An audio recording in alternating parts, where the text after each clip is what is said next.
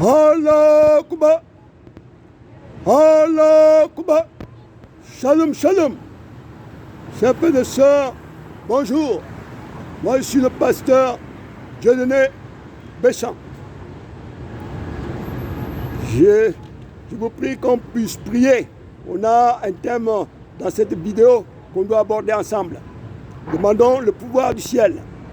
Éternel de mon Père Céleste, merci beaucoup d'avoir mis les chrétiens et les musulmans ensemble pour trouver une solution à nos problèmes au Cameroun. Merci beaucoup. Maintenant, veille, toi-même diriger toutes choses. Que le malin, le diable soit détruit parmi nous. Et que ta gloire soit faite en nous, sur terre comme au ciel. Au nom de Jésus-Christ, c'est que tu peux la recevoir. Au nom de Jésus-Christ, je prie, amen. Allah Akbar. Allah Akbar. Shalom, shalom.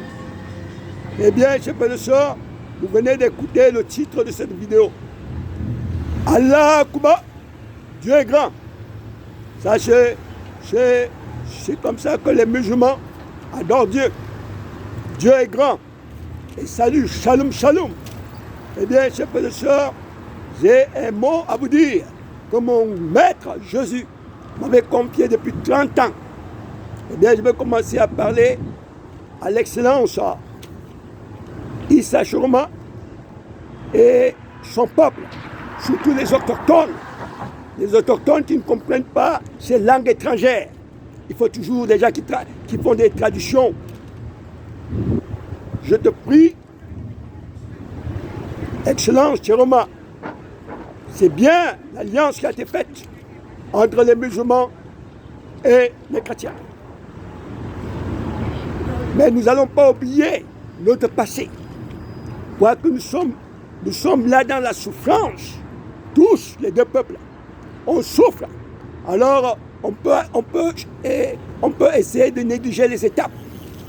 Mais non, il faut une réunion sérieuse. Son Excellence, une réunion sérieuse avec les autochtones, nos papas du Nord. Il faut une réunion sérieuse entre les chrétiens et les musulmans. Cette alliance que vous avez faite.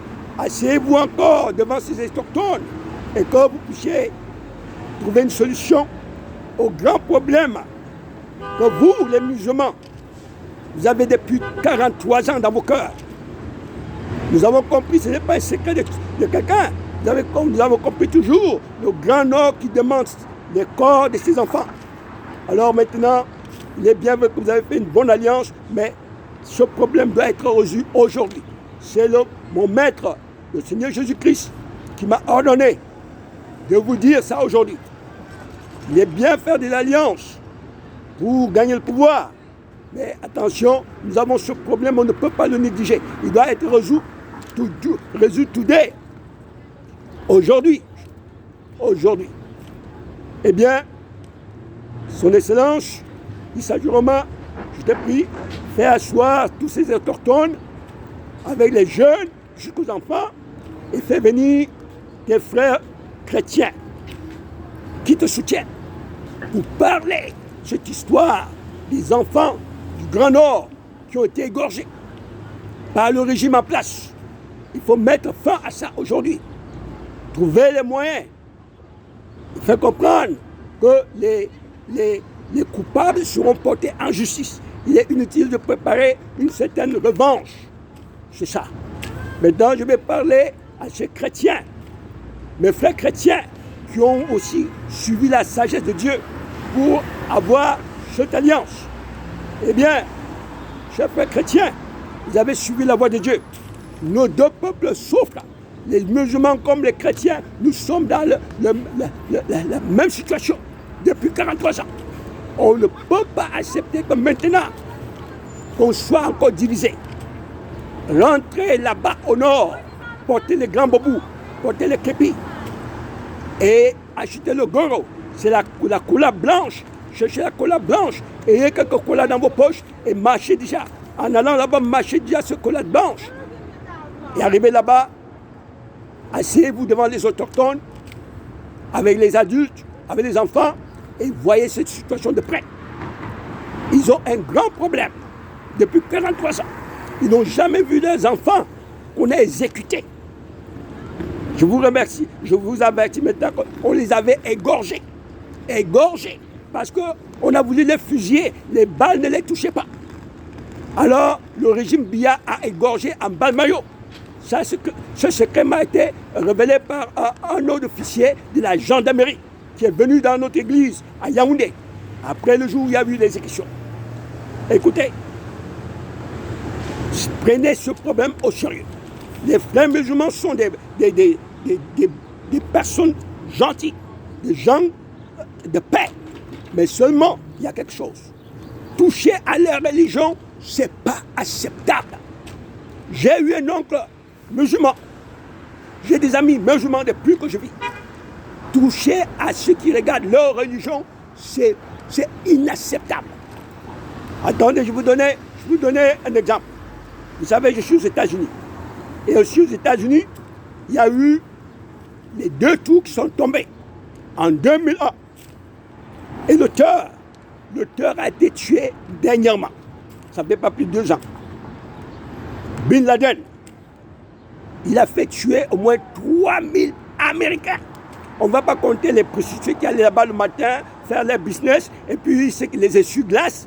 On a compté que des Américains. 3000 et quelques.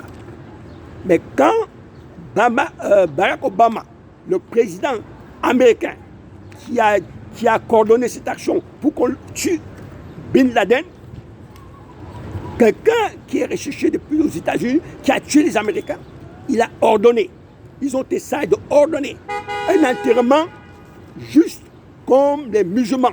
Ils ont fait venir les grands prêtres musulmans qui ont pris soin de l'enterrer comme leur religion exige. Maintenant, vous êtes là avec un régime sanguinaire, cannibaliste, qui a tué les frères du Nord. Les frères du Nord, ça fait 43 ans qu'ils demandent les corps. Ils ne peuvent plus les livrer parce qu'ils sont d'abord cannibalistes. Et ils ont égorgé les frères. Ça, c'est un problème qui ne peut pas passer facilement parce que c'est attaché à leur religion. Ne restez pas là, dire que bon, on a parlé avec Choroma, homme à homme. Bon, ce n'est pas question de dire que tu me donnes quoi et puis je veux porter ton copie, ton képi. Non, c'est pas les échanges là. Si c'est sérieux, c'est quelque chose que si c'est maltraité, il y aura un génocide au Cameroun terrible. Vous devez aller là-bas, assurer ces autochtones-là. Allez avec des gens, il y aura quelqu'un qui va traduire, mais ayez quand même quelqu'un à côté de vous qui comprend ce qu'ils disent. Parce que quelquefois, vous savez, il y a des gens qui ont vécu dans les cités à Yaoundé pendant longtemps, qui ne maîtrisent pas la langue, qui ne maîtrisent plus la langue. Allez avec des gens qui comprennent bien ce qu'ils vont dire. Vous allez vous présenter des excuses et dire que dès que vous prenez le pouvoir, vous devez amener tous les coupables en justice. Il n'est pas question de commencer encore une guerre. Vous n'allez pas commencer ce régime avec un nouveau régime avec du sang. Non. Vous devez aller, même si même vous dites que vous avez déjà parlé, allez maintenant plus sérieusement. Vous asseoir, allez avec des colas dans vos poches et vous marchez aussi un peu. Et arrivez là-bas, vous donnez des colas. Les colas blancs, ils appellent ça goro. Goro. Vous saluez avec des colas. Vous vous asseyez aux côtés de tous. Les jeunes, les adultes, les enfants, tous. Et que vous parlez sérieusement de ce problème. Et que vous assurez que dès que les chrétiens et les musulmans vont prendre le pouvoir, les coupables seront livrés à la justice. C'est tout. Parce que si un génocide commence, vous savez, les frères nordistes sont les plus pratiques. Après, les Amazoniens sont aussi pratiques. Mais les frères nordistes, le Grand Nord, je vous dis, ce sont les gens plus pratiques. Vous avez vu comment ils ont reçu à Tarnandi, avec Gongo, avec des machettes et des lances. Ce sont des gens prêts. Et puis, si jamais ils criaient Allah Kuba, Allah Kuba, et que les frères qui adorent Allah comprennent ça, ils vont venir chez vous, ce serait l'extermination du Cameroun. Déjà, vous avez des frontières poreuses. Et tout autour, il y a cette guerre entre musulmans et chrétiens. Ils sont prêts à la frontière pour les donner un coup de main. Mon maître, le révélateur, il m'a dit ça depuis 30 ans. Ça, c'est quelque chose. C'est pour ça qu'il m'a dit de tenir ça. J'étais en ligne. Les enfants n'ont pas bien compris. Maintenant, je fais cette vidéo pour compléter l'information.